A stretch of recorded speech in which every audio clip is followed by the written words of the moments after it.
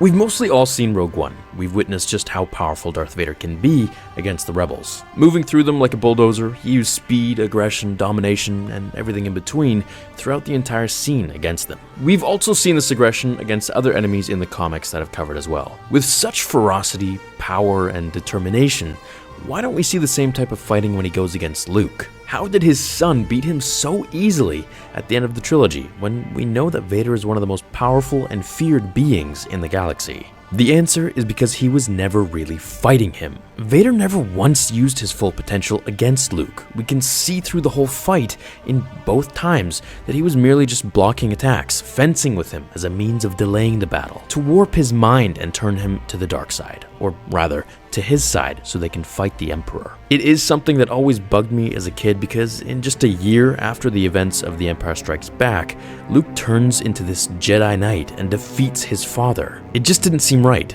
As I read more of the novels and kept analyzing the fights over the years, I noticed that definitely Vader was merely just toying with Luke. The only time we actually see him use a pinch of his power is when Luke hits him in the shoulder near his neck in Episode 5, causing some pain and releasing Vader's anger, and that resulted in the loss of Luke's right hand. If Vader fought at his full power against his son, he would have without a doubt destroyed him within a few moments of both in The Empire Strikes Back and Return of the Jedi.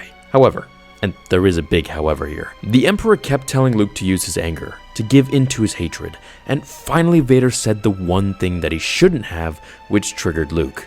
That was threatening Leia, and to turn her to the dark side. Once hearing this, Luke used the dark side within him, and we all saw what happened after that. We could see it on his face as he struck his father down and returned the favor by taking his hand.